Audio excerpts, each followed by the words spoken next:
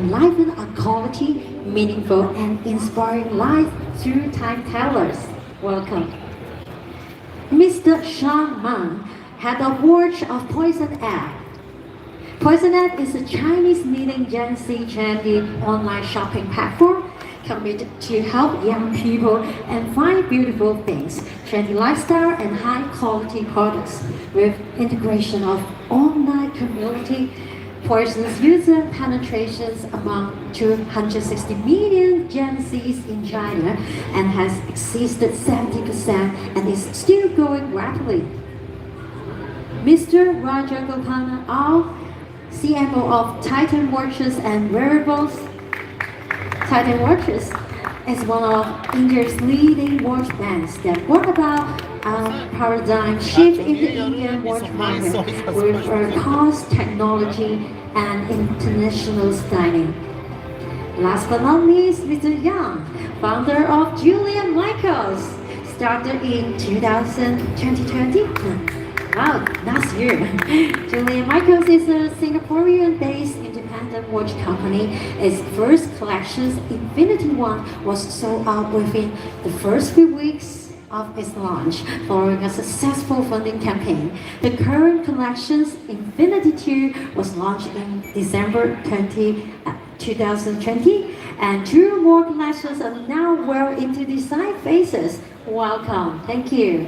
大家俾多啲掌聲，我哋台上嘅嘉賓。A round of applause to all the speakers today. We are so excited to hear your insights and experience. So now I will start to ask questions, and I will invite all of you to share your insights to all the audience today. First of all, what unique challenge and opportunities does your watch sourcing sector present in today's market? Okay. Since the pandemic, I believe that many of us are forced to optimize the use of technology. A lot of opportunities to explore, but it also comes with a challenge because the sourcing is available wide there. It means competition is getting tougher as well. As we can see that lifestyling is growing dominantly nowadays, and it also stresses much on low price. I think it may affect a lot of affordable branded watches that cost higher, and I think there is a challenge that we need to solve together. That's one. Yeah, do you agree with that? Yeah. Yeah, I agree with that, and because we do e-commerce platform, maybe we do more. We do less purchasing, so, but the price and competition is very actions these days. So this is exactly the problem that we need to solve together. Yeah, certainly. Can't agree more. And it's changing. It's becoming fast fashion. In some portion of the product, category is becoming fast fashion, and some categories also the value is also growing. I think a combination of both is happening today. So it's becoming multiple challenges. Yeah, so many challenges. Yeah, for me, I think just to add to the point for both gentlemen here, yes, there'll be a lot of new brands out there, but there are also a lot of watch enthusiasts. They are much better informed. During the pandemic, all they did was research, what to do with their money. Sometimes the government gives them money, so they have to spend it, right? So I think they are very informed now. So actually, challenges for me and my friends in Singapore is actually the reverse. We are trying to break out of the micro brand, independent brand syndrome. So we have to work even harder. Yes, need to work very hard. Okay, the next questions. Are there any notable sustainability initiatives or ethical considerations being integrated into watch sourcing across your countries? Maybe you can start first. Sure. I think generally there are no particular issues regarding to sourcing matter, but however, indeed we face a lot of challenges due to the pandemic. right, the viewpoint about watches has shifted. When we talk about watches, good watches especially, people tend to relate with luxury watches because maybe by its soaring price at the period, and maybe they are perceived more valuable. Second, we know that time teller can be easily found everywhere nowadays. So this may make people may think affordable branded watches may no longer be important as they were used to be. And then the third, the pandemic itself has boosted technology disruption, right? And then technology infiltrates across fields, including watches. And I personally think that this has degraded the real meaning, the real beauty of watches, because there is a label of conventional and traditional watch, and I disagree with that, because the real watch, I don't call this as a conventional watch. This is the real watch, which is built to record long-term, meaningful memories, milestones, regardless of the price. Yes, so Yes. not just a watch. Yes, not a watch. Yes. And may I continue? I think I need to learn some more Yeah. because our industry has some challenges. Mm. Yeah. So I think this is an ultimate accessory.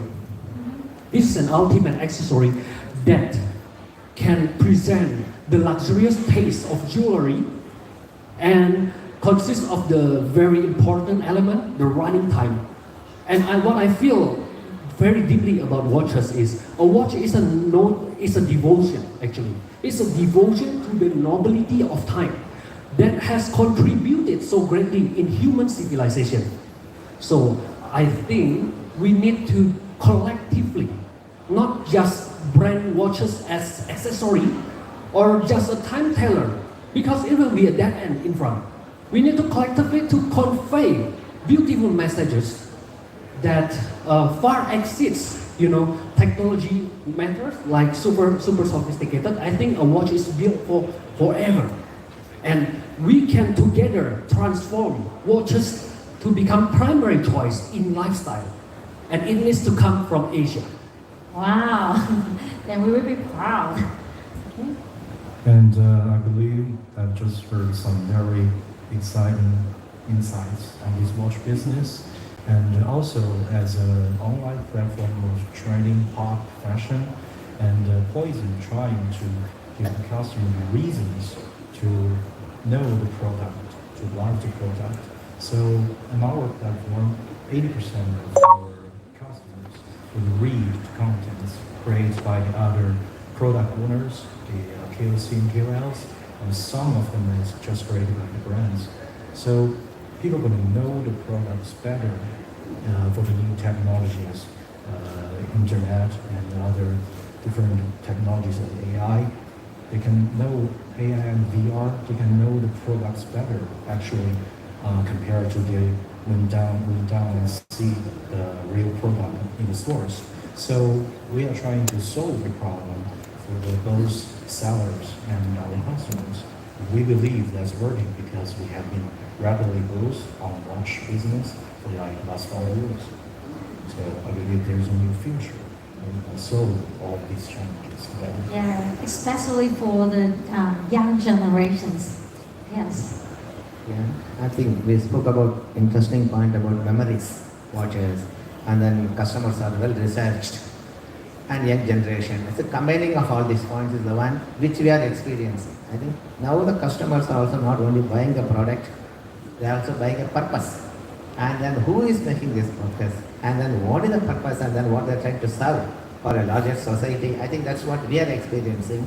So therefore, you have to be authentic also when you are manufacturing the process. How conscious you are about maintaining a sustainability.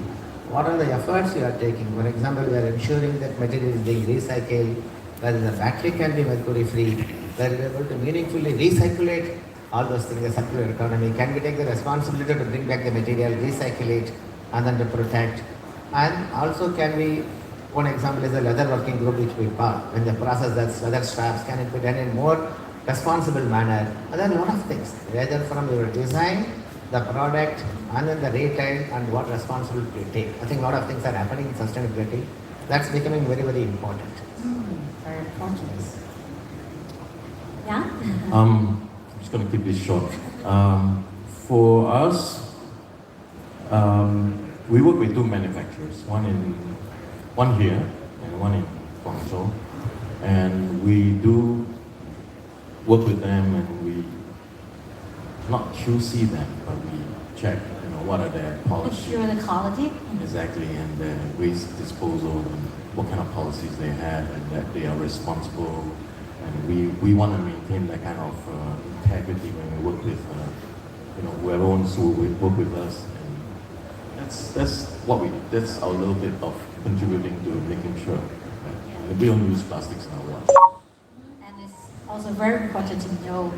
Yes. Okay, now we keep going. In terms of quality and innovations, how does your country compare when it comes to watch sourcing? I think watches nowadays are good in quality, reasonably good. I'm not the person who wants to push watches as extremely innovative like the technology device, but I prefer building watch. Remember that it has the luxury side, it has the jewelry side, regardless the price. So I think a watch is a very emotional property that stores memories, and I see a lot of our customers or friends wear watches worn by their parents, and that is the best gift ever, the luckiest gift. I think that's it. Yes, many of us has that memories connected with watches. And I believe, I think everybody here will agree that the China mainland, including Hong Kong, and we used to manufacturing a lot of watches and with good qualities for all the world. And but maybe from the 90s, maybe more. It's not more initiate brands and unique designs from China. It's more like we do the manufacturing part. But these days we get new brands like Siga, like Airlines. They already went to the GPHG and got nominated or not, even win the challenge prize. And these days in China, local domestic brands, they got very unique design with measuring resin crystals or other complicated mechanical technologies. So these days the quality and design in Chinese domestic brands, they are raising rapidly. And we believe, and also the customer believe, that they will create even better product for Chinese people, maybe someday for Yes, combining all the items. Yes. I certainly agree. I think quality has certainly evolved, and we are much above the threshold of the quality which you are doing. But what I'm saying is, now it has become a fashion accessory. So therefore, innovation in terms of the materials we use, various finishes, that combination, and more importantly, the deep design stories which we can think of. How will be able to connect to a story about watch this? I think that's becoming more important. So innovation has taken a different earlier innovation, I think maybe a decade back, innovation was more on the functions it can do, the movement, and then from there I think it is gradually shifted, but shifted for certain different directions. Yeah, that's what I feel. Yes, go beyond the expectations. I don't know how different we are, but because I sent the questions to a lot of my watchmaker friends in Singapore, there's a lot of them. And I got some of the answers here. I'm not going to read them all, but I think the universal answer we have is they are innovating, but not in a technological point of view. More from you can have a stainless steel bezel on a stainless steel watch. But for now, I think the minimum they're looking for is a ceramic bezel, at least. And they're trying to keep up. As I said, we're trying to keep up. In a whole digital landscape, we're fighting against the big boys with their marketing dollars, right? So we have to differentiate, and being a smaller player, we have to give value for money. And that's why we are independent brands, because we can be flexible. We can be flexible. I have a watch that I designed 3 months ago. I can't find someone to make it. I am that flexible. I want to make it, but I am looking for someone to right here today, and I will do it. But so I think we are looking for stories. You know, everything comes from a story, but it also comes from trying to be a little different in your design, more original. And I think we are being very aggressive about that. But moving forward, I think we need our partners, manufacturers, to be as flexible as well. Because we can't stick to a template. Don't show me a template and 1 millimeter more, we can't do that. No, we can do it. I'll show you, we can do it. So we want everyone to move together. Yes. I think that's for Singapore. I can't speak for the rest. And keep challenging each other, even though in the same field. Exactly. Yes. Okay, and next questions. Are there certain types of watches or specific price segment that your country trying to focus on when sourcing or developing the brands? Like I said before, that the beauty of watches must be enjoyed by the majority of the people of the country, because I don't think that good watches refers to luxury watches. That's what I think, and it needs to be enjoyed to as many people as possible, especially how to suit to our average income in our country, and actually the price segment in our country is below $200. And again, I'm not a person that like to push watches to be as innovative, because it is a red ocean. It will compete with the big boys or with the technology side, or even we may compete with other accessories like maybe bracelets, maybe glasses, maybe a lot of things. Maybe until other time, I see a lot of people in Hong Kong when I'm working, I see many people don't wear watch because maybe they relate it to as a time teller, and they relate it just as an accessory. But watches is a very beautiful thing. It has a lot of function. I think it is complete. It has, the running time. It stores moment. It is also jewelry. So we need to cultivate the story, and we need to grow the richness, in watches, not just the technology side.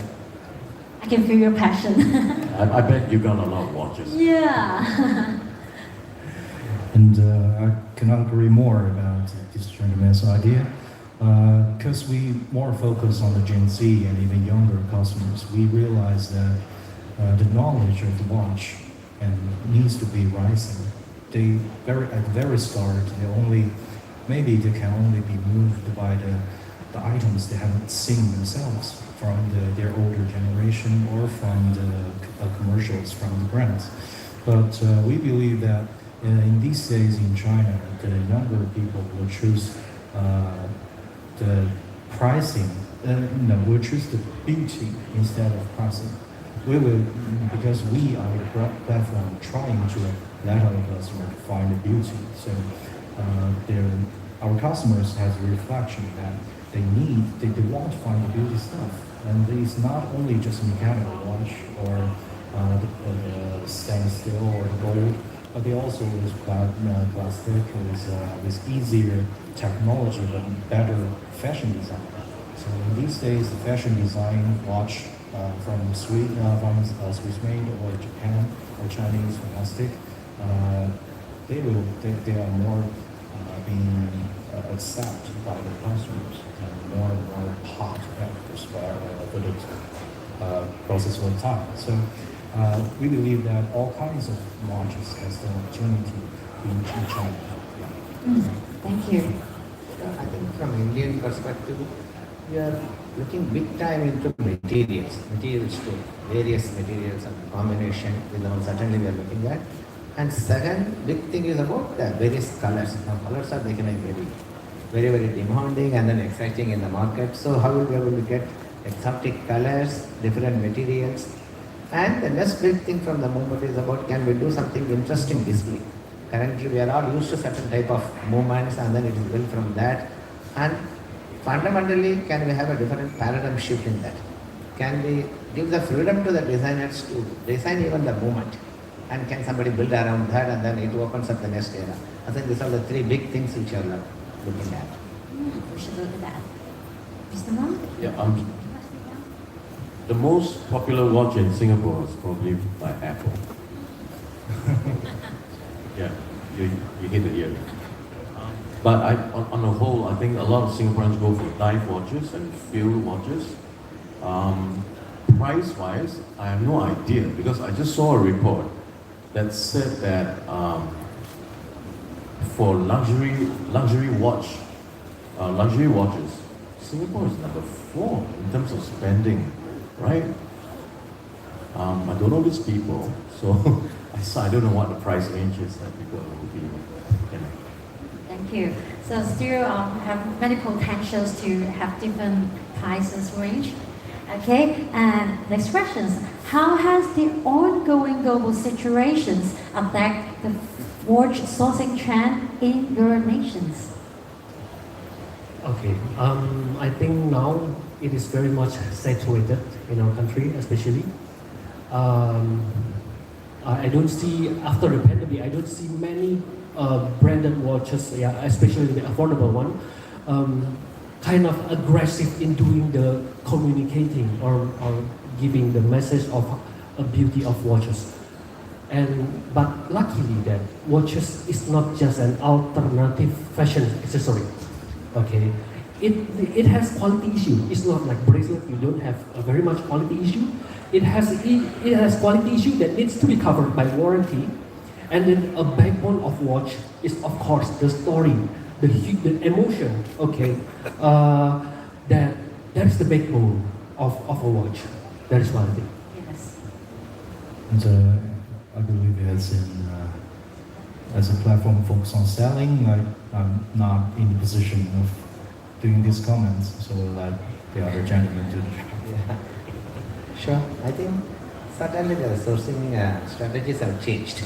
I think during the pandemic we had big challenges on borders, logistics, and many other things, and therefore it forced those domestic suppliers to actually innovate, to leapfrog into this idea of can we make it in their own countries. From offshoring, I think the big shift has happened in onshoring, the respective countries, and therefore I'm seeing there's a lot of things that is happening in terms of building capabilities, building technologies within the country, and then bringing more capacities and collaboration among even the various players so that they're able to build watches, and then they are now connecting with other countries in terms of technology, partnership. There are many, I think the significant shift has happened that is only getting further strengthened now. So we are yet to see the full play, but I'm seeing that it certainly shifted a lot. To me, not much has changed. In fact, like I said, people who are into watches, we just talk about people who are into watches and the stories of the watches and the history. They are really more informed, and it's really different from maybe a few years ago. They're into the stories, they're into not just the design, they know the specs. They know the specs, they know about movements nowadays. So at least from where we come from, we have to respect that. And we really have to connect with them and be really transparent with people. What's in our watches? Why are we doing this? I mean, you could just use your phone, right? Tell the time, or just ask someone. So to us, I think connection on a digital platform is very important, through forums, through apps, and it's not about pushing a watch to people, and we can't make them wear a watch if they don't want to. But I think it's more about more importantly today, the world is a little bit smaller because of the pandemic, right?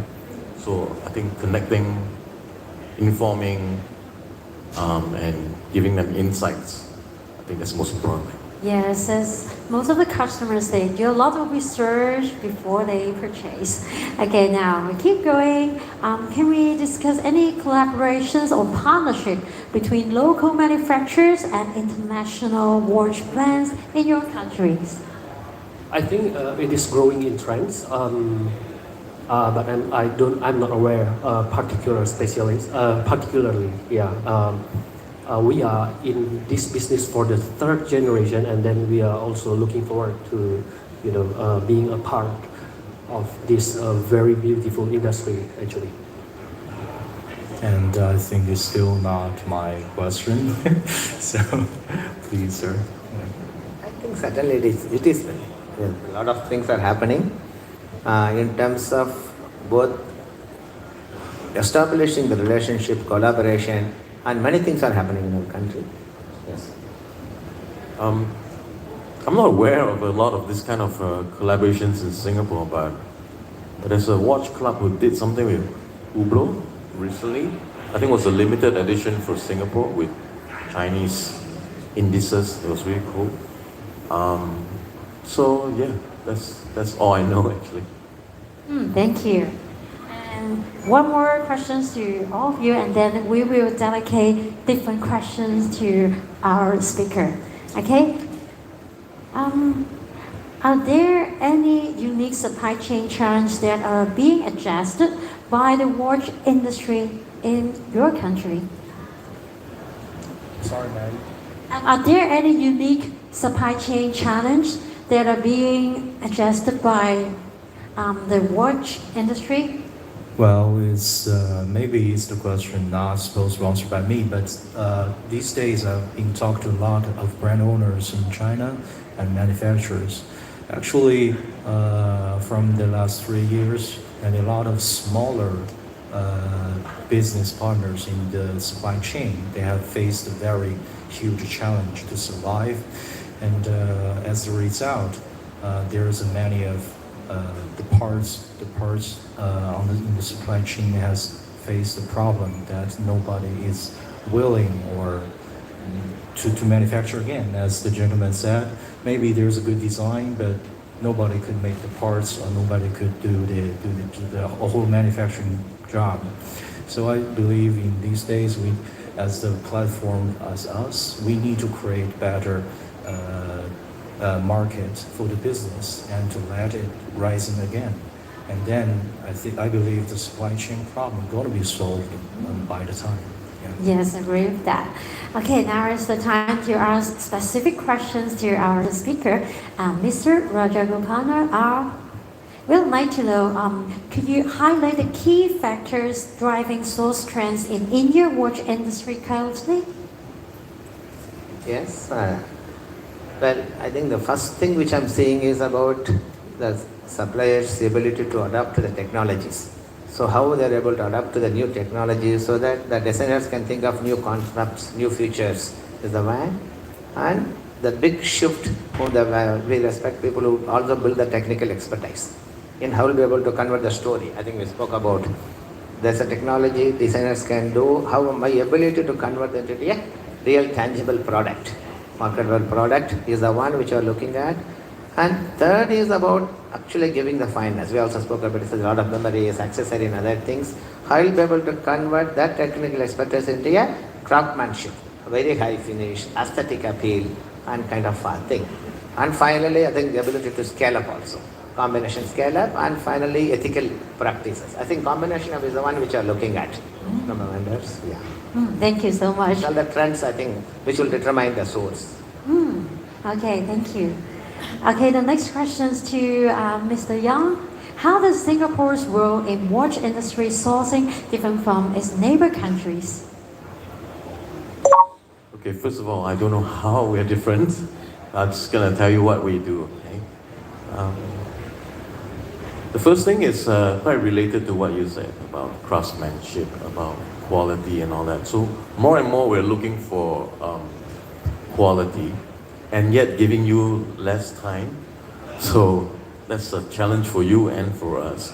And it's not that we want to be IWC or something. It's not that.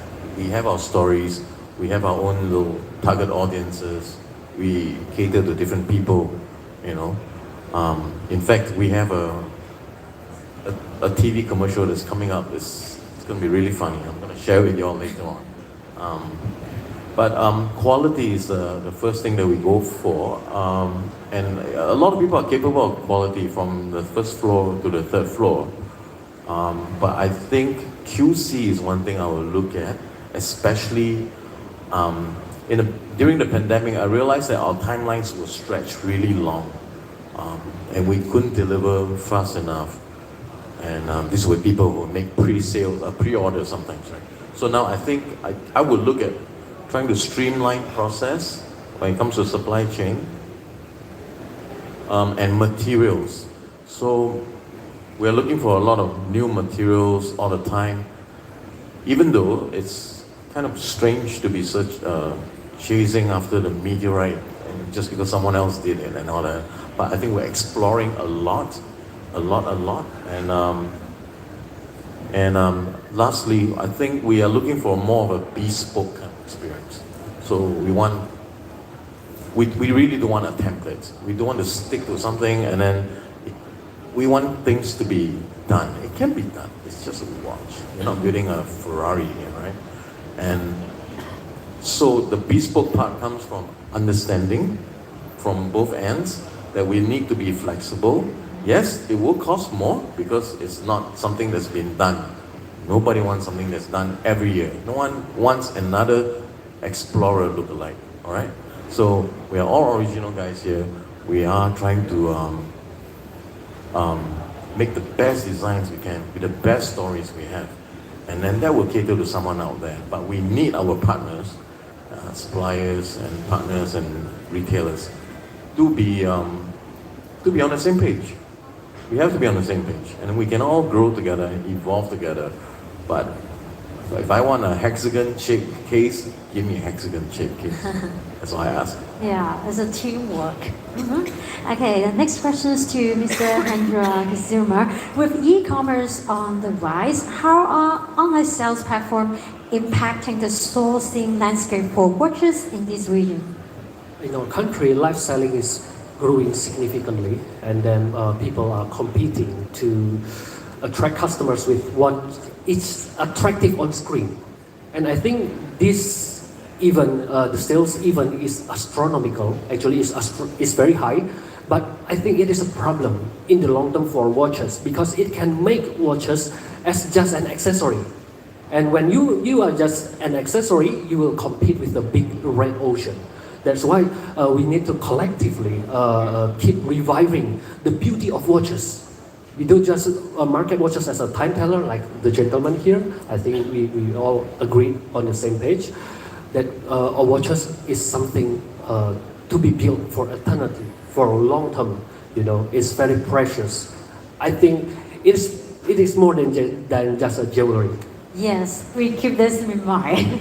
Okay, then one more question dedicated to Mr. Sean Monk. As the leading young generation e-commerce platform, what's the difference between Poison app and other traditional platforms? And yeah, that's the problem. Maybe some of the audience will want to ask. We are a platform called Poison. It means when you come to us, you can stop, and it won't stop. And we are a platform that focuses on pop trend, and we also have the largest younger customers, Gen Z in China, and we and the 260 million Chinese Gen Z customer, and we have exceeded like 70% of them to be our customer. And the other difference is maybe everybody is familiar with Tmall and Jingdong. They more like the traditional offline retailers. They do business with brands and authority distributors, and actually they have the limits of their selections. But on Dewu, we are a combination of community and sales channel. I mean, as I mentioned, 70% of our customer will use and read the contents created by the other people activated in our platform, and actually 80% of contents on our platform with the link of the product that mentioned in their contents. And actually, this is the most efficient way today in Chinese market when you want to bring your customer from interest to the buying. So, and we also a platform with our full ability of QC and delivery.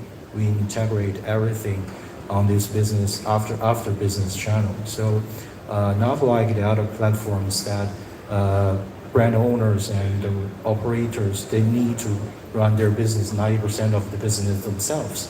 On Dewu, you need to only handle the selection, the listing, and the pricing, and we're gonna do the rest of the job. So we're very welcome for everyone to join us to bring better shopping experience and your product to the new young Chinese Gen Z customers. Yes, it's a community. Yes, and very comprehensive. Okay, it's time for you. If you have the questions, please raise your hand and we can ask our speaker today. 我们在场有没有特别的问题想要跟我们的嘉宾朋友分享的？ Okay, if you don't have questions in mind, we can give a round of applause to all our speakers today. And you're still in this trade show, so we can have a lot of interactions off stage. Thank you so much. Maybe we can take a pictures